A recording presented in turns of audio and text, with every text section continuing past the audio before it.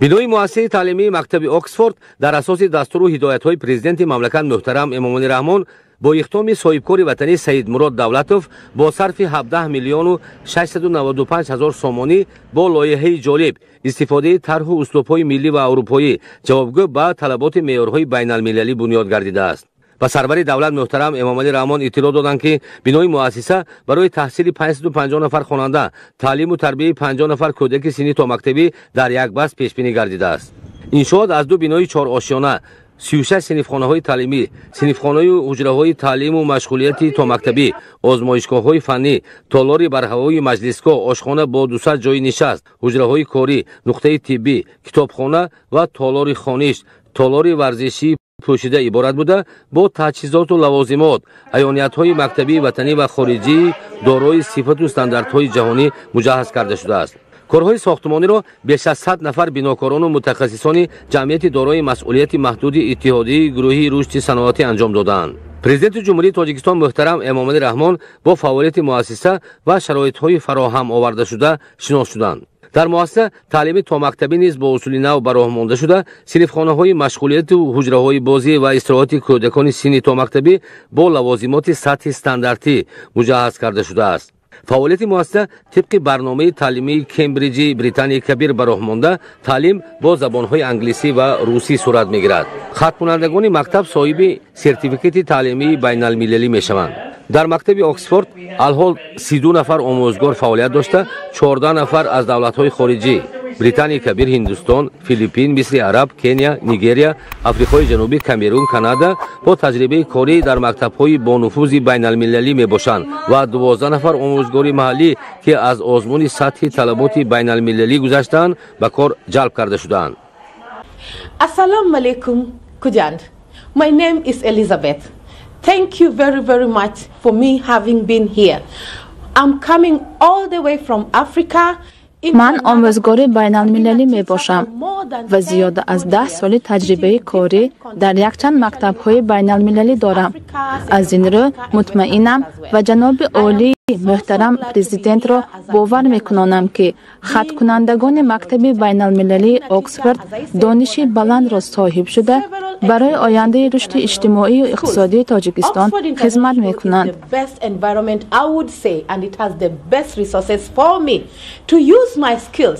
My name is and educated in Canada.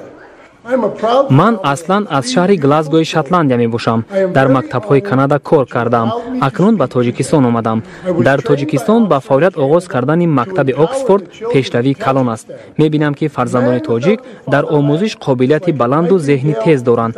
کوشش می کنم که با آنها خوب درس آموزانم. تاجیکستان در دلم معوا گرفت. با ترقیات آینده تاجیکستان باوری دارم. We would like to wish you a big belated happy birthday. Tajikistan, Babesh! муассиса дар асоси иҷозатномаи агентии назорат дар соҳаи маориф ва илми назди президенти ҷумҳурии Тоҷикистон фаъолият мекунад ва дар соли аввали таҳсил 188 нафар хонанда ва кӯдакони синни томактабӣ дар асоси озмун ба таҳсил ва таълим фаро гирифта шуданд. таҳсил дар мактаби Оксфорд аз синфи 1 то синфи 8 бароҳ монда шуда, минбаъд таҳсил дар синфҳои болоӣ низ амалӣ мегардад. хонандагони муассисаи таълимиро асосан фарзандони сокинони шаҳру ноҳияҳои вилояти Суғ ва шаҳри Душанбе ташкил намуда, довталабони зиёд аз кишварҳои ҳамсоя Ӯзбекистон ва Қазоқистон хоҳиши донишомӯзӣ дар ин муассисаро доранд. президенти мамлакат муҳтарам Эмомалӣ Раҳмон дар баробари фаъолияти мактабҳои таҳсилоти миёнаи умумӣ таъсиси мактабҳои хусусиро аз роҳу омилҳои рушди маориф арзёбӣ намуданд ва ба ин иқдоми ватандӯстонаи соҳибкор ҷиҳати саҳмгузорӣ дар таълиму тарбияи кӯдакону наврасон ва ба сатҳи байналмилалӣ баландбардоштани сифати таҳсилот баҳои баланд доданд. مقصد اساسی ما این است که نسل نورس را به دنیای نو، به آینده نو تربیت کنیم که وای تیار شده برآید، که همین سطح علمی که در همین مکتب ما میگیرد، سطح خوانشی که ما در همین مکتب میدیم، این جوابگو هست در بین المللی، در همین سطح بین المللی جوابگو هست که همین کودکایی که امروز در این مکتب میخوانند، اینها هم از جهت اقتصادی، هم از جهت استراتژی، هم از جهت تکنولوژی، هم از جهت تکنولوژی نو، آیتی تکنولوژی технология دیگه همین جا هم از جهت زباندانی همین جهت همین و به دنیای همین امروزه که از ما سخت طلبات دارد همون به مطابق شده میبرن برای وقتی که من مکتب هدف گذاشتم که مکتب اکسفورد دامج میبریم 5 سال پیش بود همین خیلی آرزو کردم وقتی که من دیدم که همین خیلی کادرها به حد ضرور در جمعیت آینده ما که اینا همین تربیت شده برایانو بعد اومده به همین وطن ما خدمت کنن به همین وطن عزیز ما خدمت کنن که سمت‌های رشد اقتصادی ساحه مثال کشاورزی ساحه نانو تکنولوژی چیزهای صنعتی چیزهای دیگه همین چیزها با همش با این چیزها یک پایگاه خوب میدهد شرایط دیگر شده است طلبات دیگر شده است دنیا طلبات دنیای دیگر شده است برای همین مکتب ما خودش یک دنیای نو است همین مکتب ما برای همین خواننده یک دنیای نو است همون با ما مطابق شدن ما در کار برای من سخت باور دارم که 10 سال آینده هم از جهت اقتصادیات هم از جهت علم و معرفت هم از جهت صنعتگردانی تاجیکستان خیلی پیش میره کسی که همین روز یک حصه گذاری میکند یک از بالای وطن دوستی از بالای خدمت کردن به ملت و به وطن همین روز حصه گذاری میکند خیلی برد میکند در مؤسسه تعلیمی خصوصی مکتب اکسفورد بهر راهاندازی اصول نوی تعلیم شرایط‌های استاندارد جهانی فراهم آورده شده آموزش عمیق و همطرفه فنها تشکل دانش و جهانبینی سطح بین‌المللی خوانندگان تامین می‌گردد. مؤسسه تعلیمی مکتب اکسفورد در اساس برنامه مخصوصی سیستم تعلیمی بریتانیای کبیر تعلیم خوانندگان را برآورده است.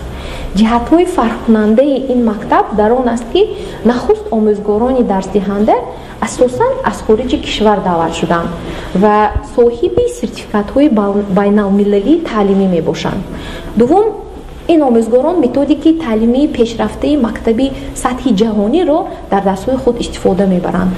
سوم در درس‌ها 4 نوع تخته‌های صنفی استفاده شدند و در تخته الکترونی اینترنتی با سرعت نصب شده است و آموزگاران پر محصول از آنها استفاده میبرند. چهارمین مشغولیت‌های تعلیمی از ساعت 8 صبح تا ساعت 5 بهگاه دوام می‌یابد. بر ضمن آن محفل‌های گوناگون از قبیل ورزش سبک، بازی شطرنج، رسامی، دوزندگی، کلالگری، موسیقی و سرودخوانی محفل دوستداران کتاب عمل میکنند. مکتب اکسفورد با همکاری پیشوای ملت و توجه دولت ساخته شد. این همکاری های پیشوای ملت ما را وادار میسازد که در چنین مکتب زمانوی تمام کوشش و غیرت خود را بهر در روحیه بلند وطنپرستی، خویشتن شناسی، تربیت نمودن نسل نورس روانه نماید. در مؤسسه تحصیل و محفل و مشغولیت‌های علاوگی از ساعت 8 پگاهی تا ساعت 17 دوام می‌کند.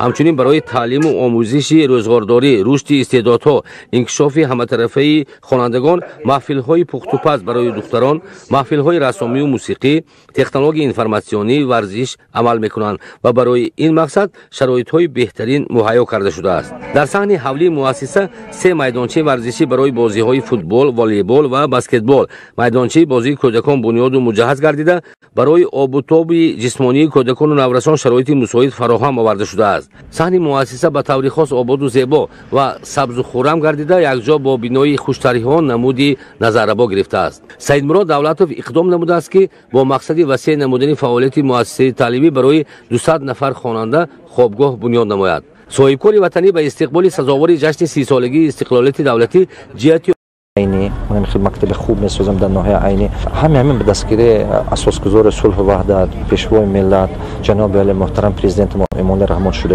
است از روزی که همین به همین من 3 سال 4 سال باز از اومده کار کرده استم همه حکومت‌ها با من دستگیری کرده استادن من می‌ندارم همه‌شون می‌ندارم ما می‌خوام که گفتم که ما یک قطار صاحبکارانی که مثلا در تمام دنیا کار کرده استادیم همه گفتنی هستم که امروز محیط ما تیار است که ما با وطن خود ما اومده صاحبکاری کنیم. محیط ما تیار است. بعد ما قانون‌های خوب داریم. قانون‌ها ما به حد خوبن برای جلب سرمایه گذاری، برای عملی گرداندن لایحه‌ها، استحصالات، خرید و فروش، صادرات، شرایط و امکانات‌های خیلی خوب داریم. وقتی که امکانیت با шароити имрӯзаю замона якҷо мешавад, ин амалӣ натиҷаи хуб медиҳад. имрӯз ҳамон чӣ ҳаст, чӣ гуфтани ҳастам, имкониятое ки давлати мо метиҳад бисёр имкониятои хубанд. қонуни мо беҳад шароити хуб дода истодааст. Ино акун шахсои кадрои бақуввате дар кор аст ки ҳамина амалӣ кардан гиранд. соҳибкори ватанӣ ва пайравонаш бо мақсади татбиқи лоиҳа ва иҷрои нақшаҳои нав ҷаҳду талош доранд.